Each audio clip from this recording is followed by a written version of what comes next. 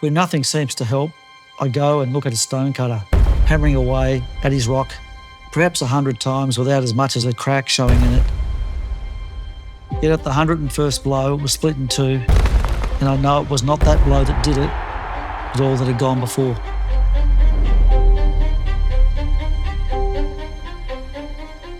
The motto, when I read that, it made a whole lot of sense to me, and it's the idea of pound the rock, which has been something that's been with the Lions from the day that we started working together, in a sense. Zorko, just his fourth game of AFL football. It's there. I guess when I first got to the club, I know we really struggled with membership, getting bums on seats. Around that 2014, 15, 16 mark, our culture was obviously under the fire. I remember playing against Brisbane when I was at Freo sort of early on, and we sort of chalk up a win without even rocking up to the game. We weren't really a club where, our young draftees wanted to stay. They didn't feel welcomed. So there was a lot of work that needed to be done. The Brisbane Lions are confident Chris Fagan is the man to lead the club out of the darkness. When I first turned up, we were down near the bottom, and I knew it was going to take a fair bit of work to try and get to the top. Good chat from McInerney. Fags and I and a few of the boys all came in at the same time, and he's been incredible for the whole group. He's so good at making people feel welcome, really valued. And when you've got that sort of trust with your coach, it creates quite a powerful environment. First couple of years, 5 wins each year. Then in that third year, thank goodness, the team jumped from the bottom to second, and I was able to keep my job for a little bit longer. We were going to have some failures, and I think we handled those well, and in the end we failed often enough to learn how to win. Yeah, not good news. Ashcroft's holding his right knee. You just have a sick feeling in your stomach. When I did do my ACL injury, it was such a weird incident. It just didn't feel quite right and pretty painful. The 11 months that followed were unbelievably challenging. And it's the Brisbane Lions who beat the Magpies in the 2023 AFL Grand Final. Yeah, watching the boys play 2023 Grand Final was very tough. Siren! The Kings in a close finish, and the Kings of the AFL! Collingwood are premiers in 2023. Good year, boys. Unfortunately, we couldn't get the chocolates, but we were scraping all day today. Yeah, it was heartbreaking to lose that grand final like that. Probably had one of my worst games on grand final day, which sat pretty poorly with me. I didn't play anywhere near my best, and I sort of felt like I let the team down as well. Obviously really disappointing to have lost that, and personally didn't play my best footy, and I got subbed out, so I wanted to really make amends. When we lost, 100%, I would have thrown both my Brownlows, best and fairest, thrown them in the bin to have kicked one more goal and win that game, no doubt. You can lose a grand final and you can throw everything out that you had and start again, and you throw out some good things when you do that. So we had to keep the things that worked well for us, which was most of it, and just trust the players. The Blues have beaten Brisbane in Brisbane.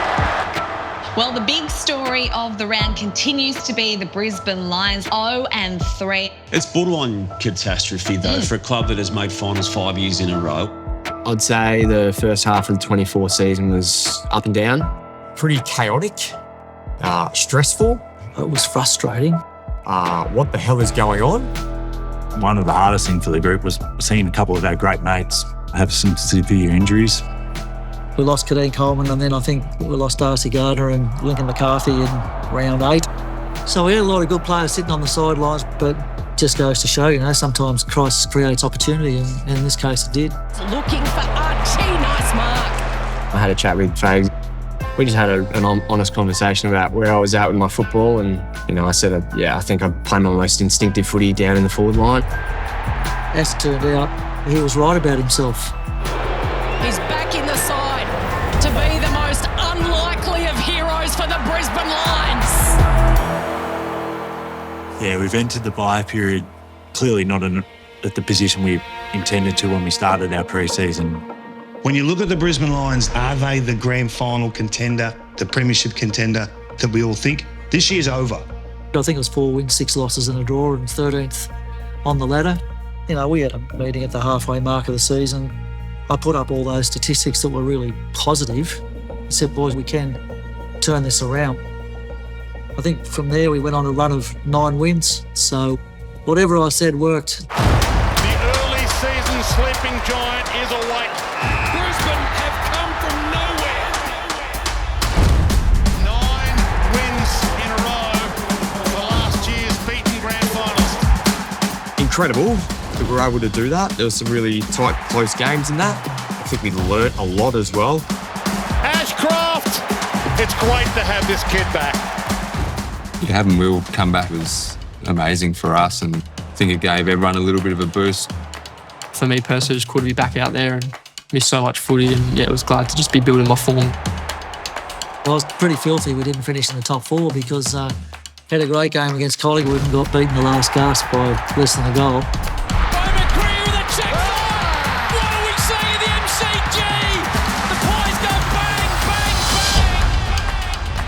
We had a team meeting on the Monday and we talked about what we could learn from that game. And, you know, Oscar, who doesn't say much, stood up and said, boys, the bottom line is this, we just have to give yourself to the team a little bit more than you are. And we had to be better than that. And that was Oscar's way of explaining it. And it was very powerful because he doesn't say much. As long as we have like our squad contributing and playing their role, it can come such a powerful thing and nearly a tidal wave sort of effect. We finished 5th, we cost ourselves a top 4 spot, but we felt our best footy was the best in the comp, so we just had to string it together for 4 weeks against 4 really good teams. Carlton and Brisbane, who will it be? The first game, we played a fairly undermanned Carlton team. Played probably our best football that we had all year in that first half. As it turned out, it was 60-0, I think, at one stage, which you couldn't imagine that was going to happen. Yeah, I think that really set us up for a good finals campaign. The first half onslaught from Brisbane. We didn't know where we'd be going after that, but we knew it wouldn't be back to the Gabba, so we got our travelling shoes on and got to work. Yeah, the game against the Giants was probably the best one I've ever been a part of. The start of the game was, it was difficult. I mean, they had a point to prove after losing the week before, but that's what finals are like, right? You just got to hang in there. As the game panned out, they started to get on top by a considerable margin. It was 44 points at one stage during the third quarter. We never once thought, all right, we're done. It was like, we can get back into this. Let's just see what happens. Pound the rock, you never know, right? McInerney, clean possession, just what the Lions needed. We kicked a few goals, which gave us belief really quickly, and then so last we were about 30 points down, but once we kicked a couple, it was sort of game on. If this is a goal, it's going to make GWS incredibly nervous. 8-point ball game. Joe Danaher, it is often a mixed bag. Kick looks all right. Joe Danaher, standing up in the big moments. To then take a contested mark against arguably the number 1 defender in the competition, given that was our season on the line right there. Can Joe slot it through? You bet he can! Brisbane in front! To then go back and slot it and never look like missing. Goosebumps. They are Lion hearts! You just don't have wins like that every single day. We rode that wave of emotion into the next week against Geelong. No one probably gave us much of a chance to go to Victoria and get a win at the G against the Cats. They got the better of us a fair bit there. Yeah, the biggest game I'd played in up until that time in front of the most fans. It was just such a good game of footy, I think, from both sides. We lost Oscar McInerney, dislocated his shoulder in the first quarter. He looks in real discomfort. That is a blow for Brisbane. Yeah. When you play footy, there's a chance that you're going to get injured, and when your shoulder, you look down and it's out, you know that's not where it's supposed to be. Then comes back on with his arm half hanging out. That's the ultimate give yourself to the team act.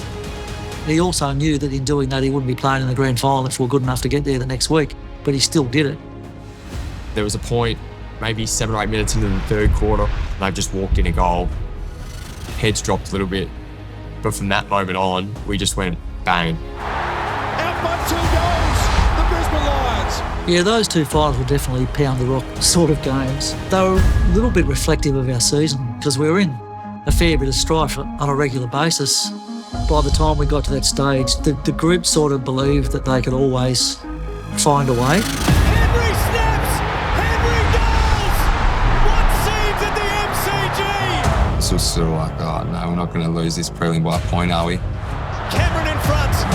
Did he get one over the shoulder? Archie! Archie's goal! Archie has gone for Brisbane!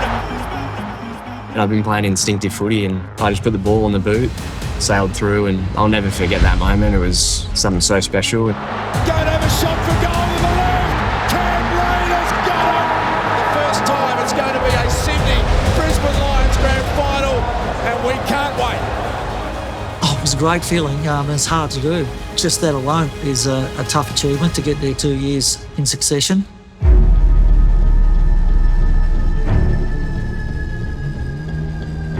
I saw the fans starting to flock in. I hadn't really been nervous that whole week. I'd been really calm. In my head, I was like, you can't be a team that was so good, but to never win. So that got me a little bit nervous. We felt like we matched up quite well against them. But when you're coming up against the best teams, it's always, you don't really know what the result's going to be. Who would have thought? Who would have thought at the halfway mark of the year that we'd be sitting here on this day? Nobody on this planet could have had a better preparation for a grand final than we've had this year. All the things that have gone wrong, we have still found a way. Yeah, so Oscar McInerney, he didn't show one skerrick of disappointment, and he must have been really upset inside about the fact that he'd been in the team all year and we were getting to the biggest game of the season and he wasn't going to play. I talked about that before the game. Just want you to do one thing today for me. When you run out, have his pulse beating inside you. Let's go. I think Oscar is an Irish name and it stands for brave warrior. Appropriate for him. Sydney and Brisbane on football's biggest day, the losing teams from the past 2 seasons, the chance for redemption. Well, the easiest part in my mind is when the ball bounces and you just go out and play, and it's just like another game. Sort of all the nerves sort of leave, and it's all about business then. We always knew it was going to be hot. They kicked the first 2 goals. To Amani, and he's tunnelled. Advantage paid. That is a goal. First blood, Sydney. Scrubbing kick, McLean collects, kicks to Papley. This could be big. Curling ball is there. Kai Loman came on and injected a lot of energy, kicked a couple of really crucial goals for us. Loman for 2 in a minute. Kai Loman.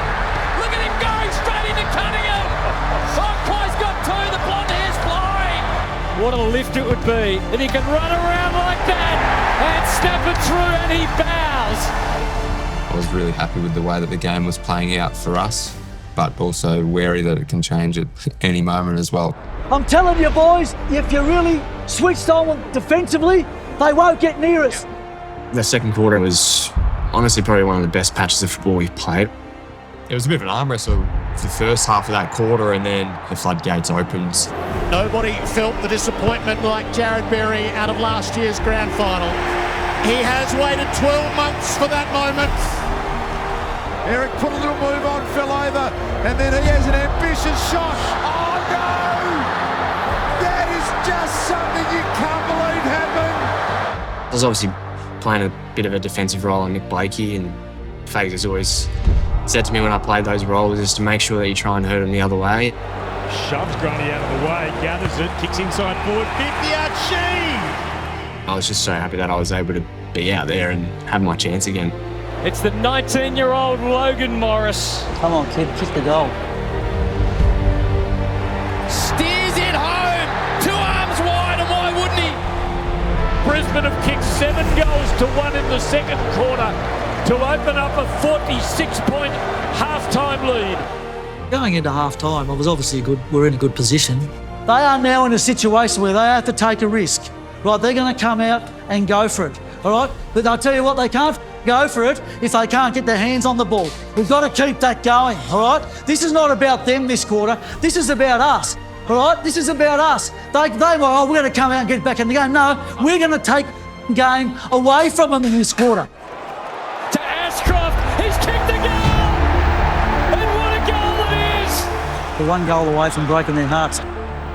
It just clicked for our whole group. It was just incredible to watch the boys just had that synergy, that energy, that care, and have that love for each other. And it just showed on the bigger stage. I'll tell you what, it doesn't get any better than that, champion. Particularly, you don't expect it in a grand final, you just expect it to be a grind. But we were definitely in the zone, we were in a sweet spot, and every part of our game was working beautifully. Brisbane are absolutely belting the Swans. Got to keep everybody on the job, Harrison. This is the biggest thing in our lives, just got to stay on the job. I genuinely feel we've got the best supporters. Yeah, on the day they were unbelievable. It was so loud, and Fitzroy fans, Bears fans. The support they've been able to give us through the tough times and obviously the great times, it's unwavering and can't thank them enough. The last quarter was a bit of a celebration. I think I remember maybe looking Charlie in the eye and just being like, bro, it's like, we're going to be Premiership players, how good's this? To Big Joe, who maybe with his last kick in league football, kicks a goal. I sort of knew that was going to be Joey's last game before we went into it, win, lose or draw. When I saw his teammates get around him when he kicked that goal and the way he celebrated, that sort of cemented it in my head that that's the last we're going to see of Joey Danaher, but what a moment. The Lions produce a domination to make the golden era proud. Just euphoric feeling, carrying on like a pork chop with my arms out wide. And then just ran to the first person that I saw, which was Zorks, which was pretty cool. I just remember bawling my eyes out to him saying, we've done it, we've done it, we've done it. Chris Fagan, the oldest Premiership coach in history. Lee and I had a special moment on grand final day. He's been a great mentor of mine since I've been at the club. Told you were a Premiership coach, now you got a Premiership team. Can't be more pleased for you. First up. I got a bit sooky there for a second or two. That coming from him was a pretty special moment. The winner of the Norm Smith medal is Will Ashcroft. Yeah, seeing my mum after the game was pretty cool. She was, by my side through the whole rehab. Hey, Mum, how are you? Oh, it's so good for you, darling. Do you reckon when we get the cup, we should call Zorks in? Yeah. When I handed over the captaincy, and me and Fags had a lot of chats about what I wanted to do. And I said to him, mate, I'm happy to hand over the captaincy, but if we win the Premiership, like, man, do I want to hold that cup up. Like, he's like, I promise you'll be the first one holding that cup. It was all worth it at the end of the day. I received the Jock McHale medal for being the Premiership coach. And after the game, the team manager said, AFL said to give you this is a Premiership medal. And I said, but I've already got a medal. I don't need 2 medals. I don't need any medals. On the Thursday in our team meeting, I pulled it out of my pocket and I said, somewhere or other this fell off the back of the truck. It's a Premiership medal, and I reckon there's one bloke in this room that should get a medal because we know that he would have played if he had been fit. So, Oscar, this is for you, mate. He said, this one's fallen off the back of a truck. They always make extra, here you go. It wasn't until December I actually found out he's given me his. So extremely humbling, you would even think to do that. Winning the Premiership, you'd take it any which way you could get one, but if I was to describe the ultimate way to get one, I feel like ours is pretty good. I feel like we pounded the rock all year. I think the important thing that I got out of it is just we can do anything. To go through all the blood, sweat and tears over all those years and then to get one is pretty cool.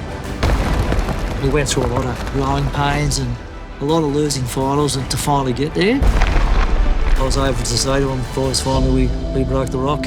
But we know that was all the things that happened in the last 8 years that really helped to get us there.